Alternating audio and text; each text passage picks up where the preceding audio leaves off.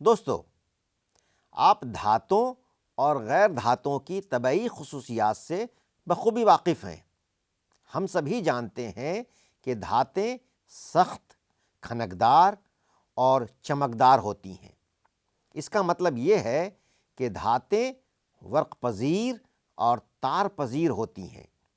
ان میں سے حرارت بھی گزر سکتی ہے، لیکن غیر دھاتیں نہ تو چمکدار ہوتی ہیں اور نہ ہی ان سے آواز پیدا ہوتی ہے۔ علاوہ ازیں ان میں سے حرارت بھی نہیں گزر سکتی ہے۔ اب سوال یہ اٹھتا ہے کہ کیا دھاتیں اور غیر دھاتیں بجلی کا ایصال کرتی ہیں؟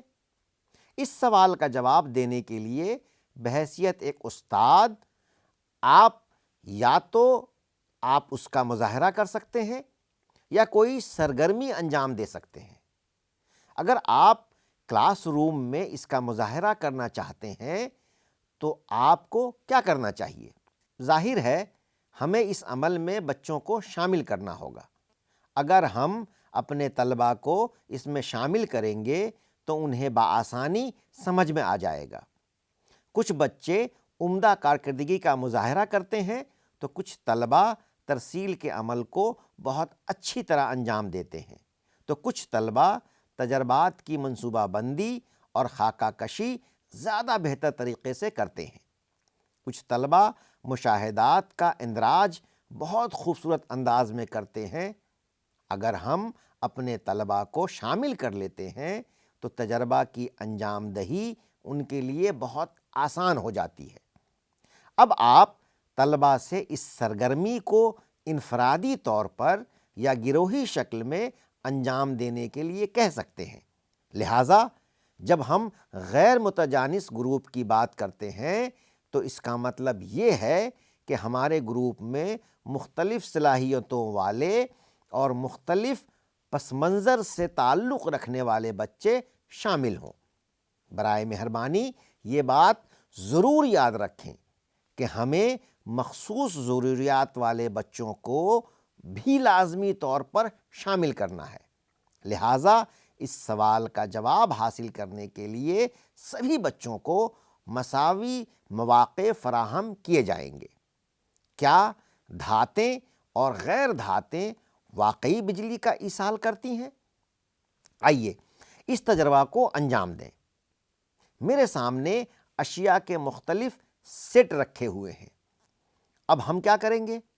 ہم یہ دیکھیں گے کہ آیا یہ اشیاء بجلی کا ایصال کرتی ہیں یا نہیں۔ جو اشیاء بجلی کا ایصال کرتی ہیں انہیں میں اپنے بائیں طرف رکھوں گا، اور وہ اشیاء جو بجلی کا ایصال نہیں کرتی ہیں انہیں میں اپنے دائیں طرف رکھوں گا۔ جب آپ اس سرگرمی کو انجام دیں تو یہ بات یاد رہے کہ ہمیں بچوں سے یہ کہنا ہے کہ وہ اپنے مشاہدات کو جدول میں درج کرتے رہیں۔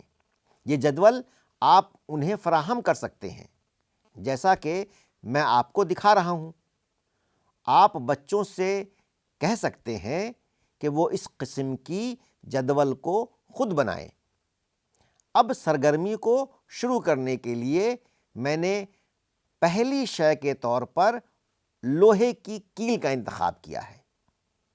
جب میں آلے کو اس سے چھوتا ہوں تو دیکھیے کیا ہوتا ہے، بلب جلنے لگتا ہے۔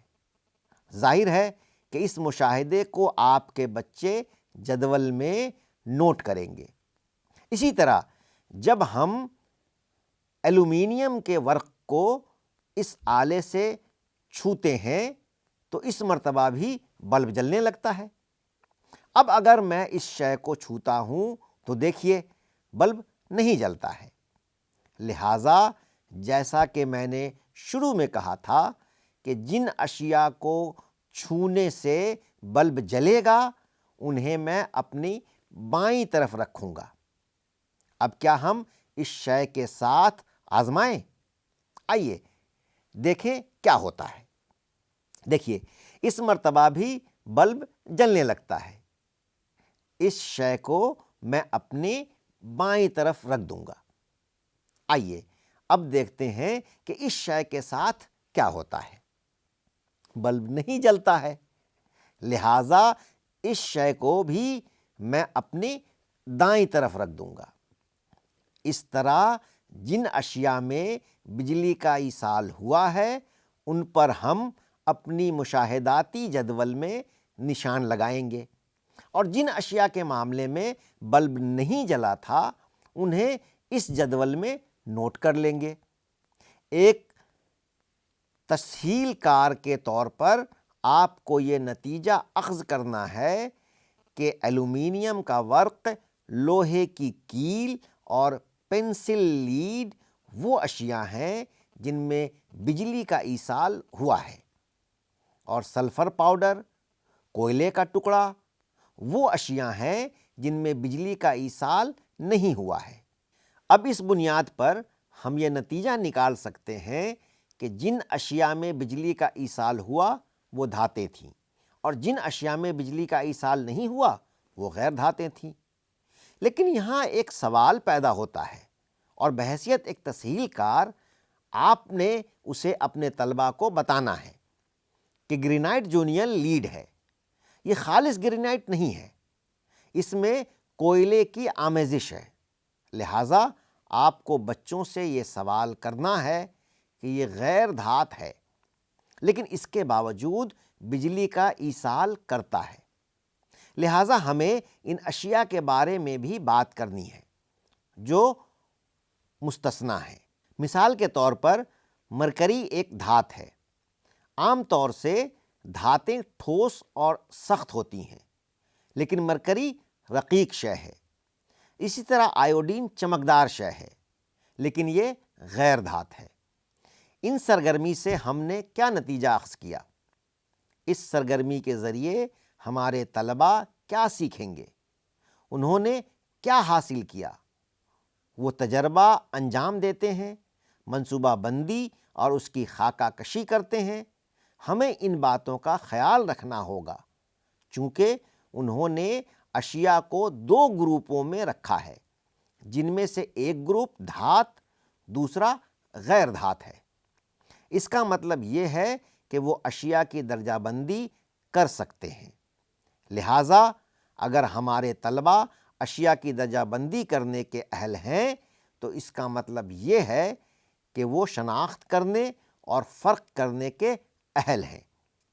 طلباء نے مشاہدہ اور انہیں درج کرنے کا کام دیانتداری سے انجام دیا ہے، لہٰذا وہ دیانتداری کا مظاہرہ کرتے ہیں۔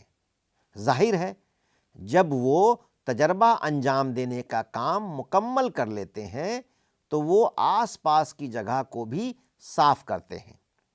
اس طرح وہ ماحول کی دیکھ بھال کے جذبے کا اظہار کرتا ہے۔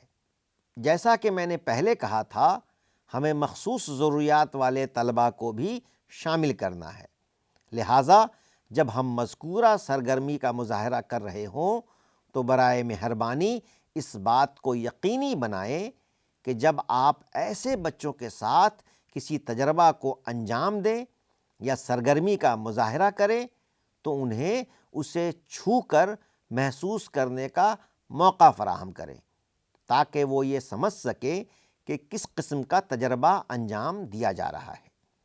یہ بچے بلب کو جلتے ہوئے نہیں دیکھ سکتے ہیں، لہٰذا اس صورت میں ہمیں کیا کرنا چاہیے؟ وہ اسے اپنے ہاتھوں سے چھو کر اس کی گرمی کو محسوس کر سکتے ہیں۔